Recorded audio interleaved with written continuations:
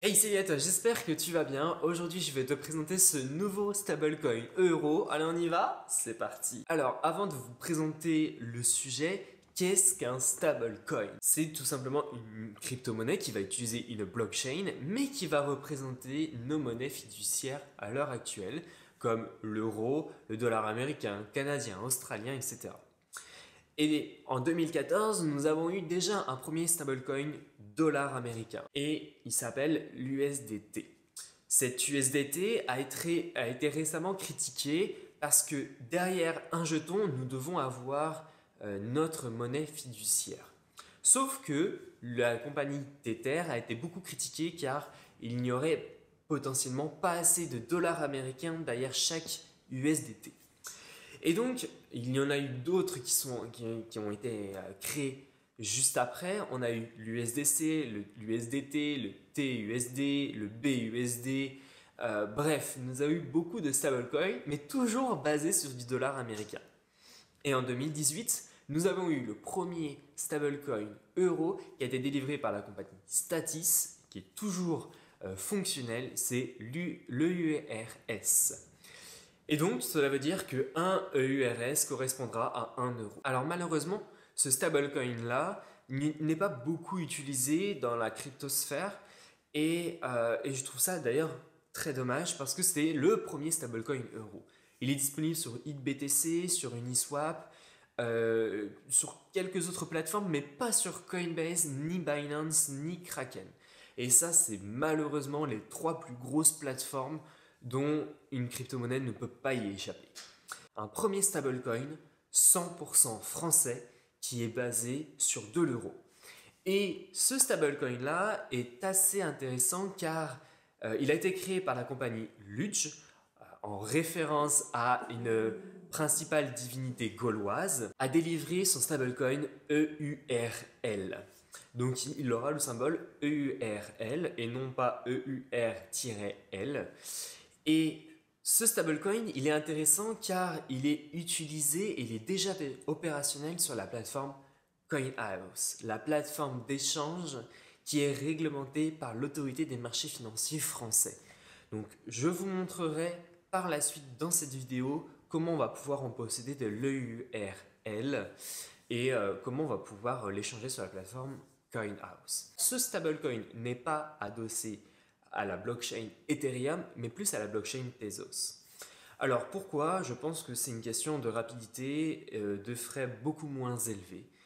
Donc ça c'est super intéressant. Mais ce qui est tout aussi intéressant, c'est que nous avons une compagnie qui s'appelle la PwC France et Maghreb qui va émettre les rapports donc de cette compagnie pour montrer que cette compagnie est fiable et que un EURL correspondra bien à 1 euro en fonction de la quantité d'euros qui sera bloquée dans le compte de la société qui est détenu par la Société Générale.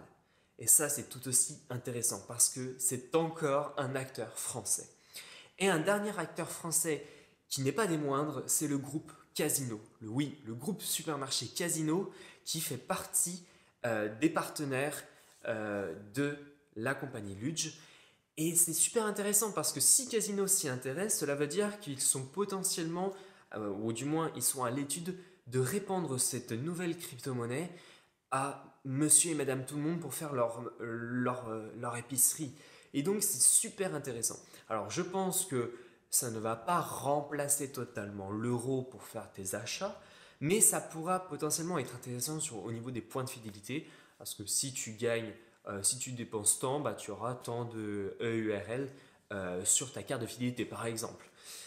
Ça va comme moyen de paiement, ça sera utilisé je pense comme moyen de paiement, mais aussi comme point de fidélité. Après, on verra bien comment les compagnies vont améliorer ce stablecoin au niveau de son utilisation. Alors maintenant, si vous souhaitez utiliser l'EURL sur la plateforme CoinHouse, ce qui est important de noter, c'est que si vous utilisez la paire de devises BTC Euro, vous avez 2,99% de frais pris par la plateforme d'échange. Mais si vous utilisez du BTC EURL, vous n'avez plus que 1,49% de frais sur la plateforme CoinHouse, ce qui est quand même pas négligeable. Donc maintenant, je vais te montrer comment on va pouvoir utiliser sur la plateforme CoinHouse ce nouveau stablecoin, comment on va pouvoir l'échanger contre de l'euro. Et donc nous voici maintenant sur la plateforme CoinHouse et je vais vous montrer comment acheter de l'EURL.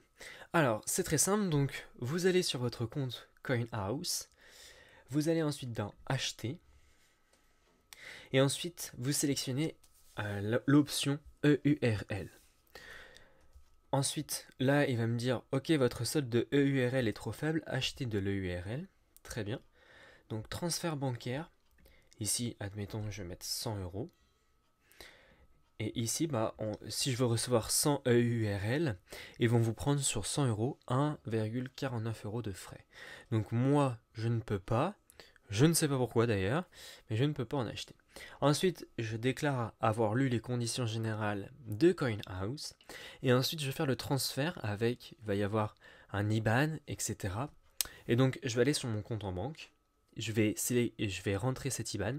Et ensuite, je vais pouvoir faire mon transfert de 100 et 1,49 €. Et ensuite, on va pouvoir recevoir nos EURL sur la plateforme CoinHouse. Et donc, si vous souhaitez l'utiliser, donc on va aller dans Marché. Donc là, on a du Bitcoin. Et donc, si on veut échanger donc du Bitcoin contre de l'EURL, ce qu'on va faire, c'est que on va faire, par exemple, acheter. Donc là, si je veux acheter du Bitcoin, je peux utiliser de l'EURL. Donc je clique dessus et là, ils vont me dire, ok, votre solde de EURL est trop faible. Et donc là, je peux pas, moi, parce que je peux pas en acheter. Mais vous utilisez de l'EURL et dans ce cas-là, vous allez pouvoir acheter du Bitcoin avec vos EURL. Et c'est la même chose pour vendre. Donc si je ferme ça, oui, je vais annuler. Là, pour vendre, c'est pareil. Je vends mes crypto-actifs contre de l'EURL, si vous souhaitez, ou de l'euro, peu importe. Donc voilà, une utilisation extrêmement simple, mais cependant très limitée, car on ne peut pas retirer nos EURL pour le moment. Si je vais dans mon portefeuille, et ensuite je sélectionne donc EURL, vous voyez que j'ai aucun moyen de retirer. Si je clique sur retirer, je peux retirer que des bitcoins, Litecoin, Ethereum, Ripple, Bitcoin Cash. Mais c'est tout. Et malheureusement, c'est dommage que nous ne pouvons pas retirer nos EURL. Donc voilà, donc je voulais vous montrer ces petites fonctionnalités. Donc j'espère que dans les prochains mois ou dans les prochaines années, nous pourrons retirer nos EURL de la plateforme CoinHouse. En attendant, je vous mettrai un petit i pour vous annoter quand est-ce que cette option sera disponible. En tout cas, vous retrouverez mon lien dans la description de cette vidéo si vous souhaitez vous connecter avec la plateforme CoinHouse. Et voilà, cette vidéo est maintenant terminée. N'hésite pas à la liker, à la partager. N'hésite pas aussi à t'abonner à la chaîne en cliquant sur le bouton rouge. Bref, tu connais la musique. N'hésite pas aussi à te lâcher dans les commentaires de cette vidéo si tu n'as pas vraiment compris quelques points que j'ai abordés. N'hésite pas aussi à me donner tes suggestions au niveau de cette vidéo, comment tu l'as trouvée, etc. Si tu as des sujets aussi que tu souhaites que j'aborde dans ces vidéos, n'hésite pas à me le dire. Je te remercie énormément et puis bon, je te dis à la prochaine dans une autre vidéo. Allez, ciao ciao!